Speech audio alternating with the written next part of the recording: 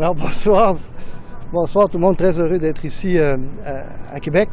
On vient d'entendre un discours long, un discours qui est très long avec pas grand-chose de nouveau.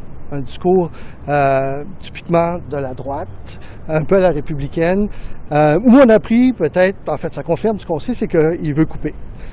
C'est un retour à l'austérité, de façon sérieuse.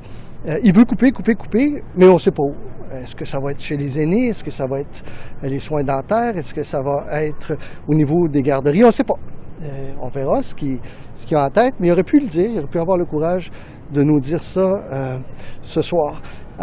Mais il ne faut pas prendre les Québécois pour des balises. Là. Je veux dire, on est capable de lire à travers ce discours-là qui nous demande un discours, un retour vers l'arrière, un recul.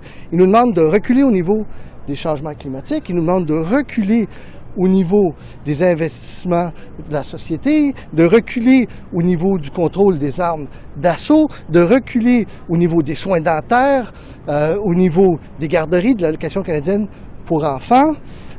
Tout ça en venant ici, à Québec.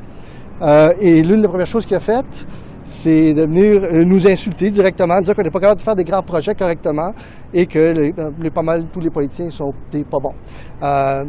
C'est pas le cas. Il y a des hommes et des femmes extraordinaires à travers les différents pays de gouvernement qui travaillent pour bâtir la société québécoise et on peut être fiers d'eux. Alors, je pense pas que ce soit un message qui vienne chercher les Québécois. Certainement pas les gens de Montréal qui l'ont attaqué personnellement, encore une fois, directement ce soir. Et moi, je suis convaincu que c'est pas quelque chose qui vient nous rejoindre, nous, les Québécois. Voilà. Reconnaissez-vous certains torts, M. Rodriguez? Reconnaissez-vous certains torts que les libéraux auraient, qui vous sont reprochés dans le discours? Il n'y a aucun gouvernement qui est parfait. Ça, c'est clair, ça. Mais ce qui est important, c'est le faire de bonne foi, le faire en mettant toujours les Canadiens au cœur de nos priorités. C'est ce qu'on a fait, que ce soit avant la pandémie, à travers la pandémie, et encore aujourd'hui. On est conscient qu'il y a une situation qui est difficile au niveau du coût de la vie, au niveau de l'accès au logement, et c'est pour ça qu'on met des mesures concrètes, et on doit faire mieux, on va essayer de faire mieux. Mais alors, qu'est-ce que vous auriez fait différemment? Qu'est-ce que vous auriez fait différemment?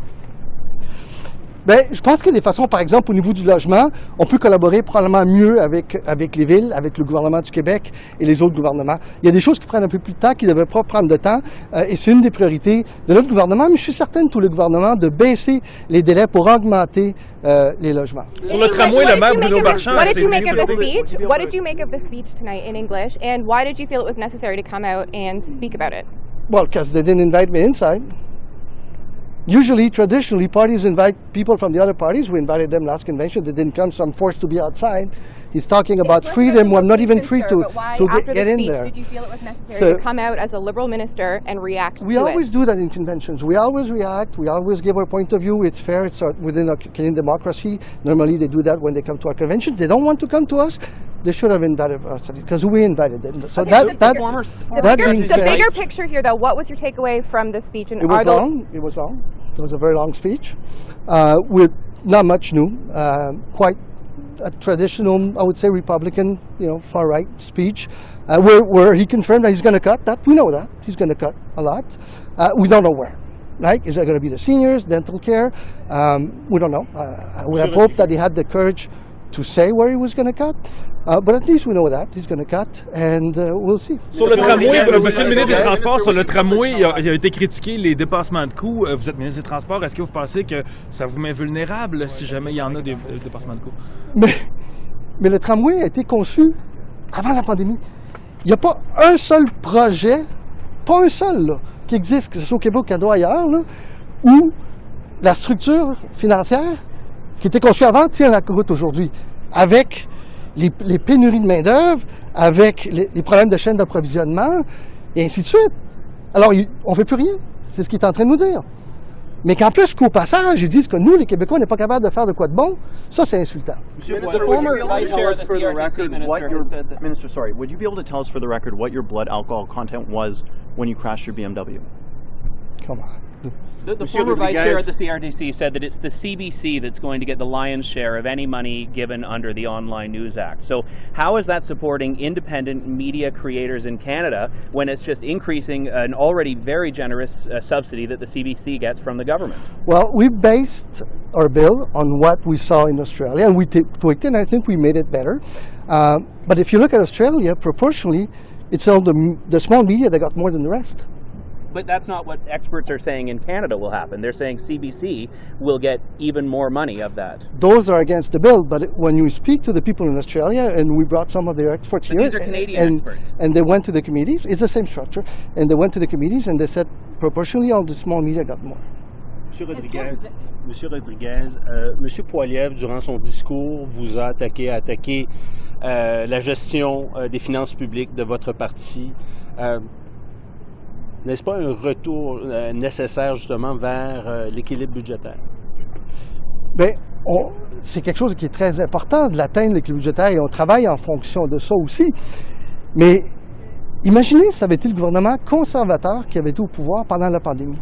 Quel aurait été le coût en termes de santé? Quel aurait été le coût en termes de santé publique et quel aurait été le coût économique? Comment est-ce qu'on aurait pu s'en sortir par la suite? Alors, c'est sûr qu'on va travailler chaque jour pour améliorer la situation des finances publiques. Mais en même temps, le gouvernement a un rôle à jouer, on y croit profondément, que ce soit pour nos aînés, pour nos jeunes, pour nos familles, pour le logement, et on va continuer à jouer.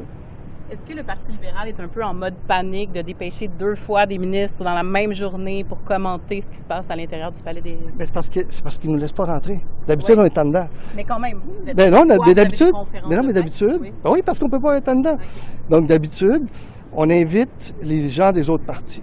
Alors, nous, on a invité les conservateurs la dernière fois, ils ne sont pas venus. Je me serais attendu à ce qu'ils nous invitent. On est en dedans, on a accès au plateau, vous nous posez des questions. C'est correct. Mais là, ils ne peuvent pas. Alors, je suis pris à l'extérieur pour vous parler. Par rapport au sondage. Non. Vous êtes quand même 14% derrière les conservateurs dans les sondages. Je vais revenir tout de suite. C'est normal pour les partis. D'ailleurs, les médias offrent cette opportunité qui est juste aux oppositions, c'est-à-dire aux partis adverses, d'exprimer leur point de vue sur ce qui se passe à l'intérieur. Normalement, ça se fait justement à l'intérieur, mais ils n'ont pas eu la courtoisie de nous inviter. Mais il n'y a pas de panique par rapport au sondage. Pas du tout. Vous avez fait la comparaison avec Trump, la longueur du sondage, du discours. Excusez. Au niveau Parce que vous êtes quand même 14% derrière les conservateurs dans les sondages. Qu'est-ce qui fonctionne pas, M. Rodriguez? Je m'avais à ma 8e élection. J'avais les cheveux noirs quand j'ai commencé. J'en ai vu des sondages, des bons, des pas bons, des moyens, de toutes les sortes. Et on verra à temps et lieu. Mais il n'y a pas d'élection, là. Ceux qui veulent une élection, c'est Pierre Poilievre et les conservateurs. Il n'y a personne d'autre qui en veut. Ce qu'on veut, c'est continuer à travailler pour construire des logements. D'ailleurs, j'ai eu des discussions aujourd'hui là-dessus. On veut travailler pour réduire le coût, la hausse du coût de la vie. Mais est-ce qu'il y a quelqu'un au Canada, est-ce qu'il y a un Canadien aujourd'hui qui dit que c'est une bonne idée d'aller en élection? Moi, je pense pas. As your poll numbers drop, will you be continuing to maintain strategy, or do you have plan to change the direction of government, seeing how dramatically your poll numbers have dropped in Quebec and across the country? Well, we don't make decisions based on polls, right? Like it's, as I was saying in French, it's my 8th election. I had black hair when I started this, and I've seen good polls, bad polls. You don't make your decisions based on that. And the real poll, as you know, is the election. And there's no election in the near time soon. The only people that won the elections are the Conservatives, Mr. Poilievre. But is there any Canadian, one single Canadian that says, oh my God, this is a good idea today, with the needs in terms of housing, with the needs in terms of working for, low-income Canadians, it's a good idea to go into election? I don't think there's anyone. Vous avez fait des comparaisons tout à l'heure avec M. Trump, tu sais, la longueur du speech, exactement. J'ai dit qu'il était long. J'ai pas dit qu'il était long comme M. Trump. Non. J'ai dit qu'il était long. Votre collègue a dit extrême droite tout à l'heure. Il n'y a pas une enflure verbale pour qualifier M. Poilievre en ce moment? Bien, c'est des discours qui font porter le blanc toujours. C'est du blanc. Des attaques personnelles, s'attaquent aux institutions, s'attaquent à notre démocratie, prend le côté des géants du web dans les projets de loi que vous connaissez. Et il nous dit qu'il va couper. Il nous dit juste ça. Là. Mais moi, là, si je suis un aîné, est-ce que je vais me faire couper au niveau de ma pension? Si je suis une mère monoparentale qui a besoin des services de garderie, là, je vais-tu me faire couper là? Où c'est qu'il va couper? Ça, on sait qu'il va couper. Mais qui a au moins le courage de le dire. To recap, sir, what was your take on the speech, please? Just in English for the main English networks. It was long, and which nothing new. He only confirmed that it's going to be austerity, right? He wants to go back to periods where things didn't work. And he says that he's going to cut, confirms that he's going to cut, but he doesn't say where. So that makes a lot of people nervous. Is that really your biggest Is it seniors? Is it dental care? What is he going to cut? What is it? Are you not trying to scare Canadians by suggesting we don't know what it's going to be? Like, is that the biggest message you have to come out of this speech? I don't need to scare Canadians. He can do it on his own. I don't need that. Merci. Monsieur Merci. Rodriguez. Thank you, Minister. Thank you.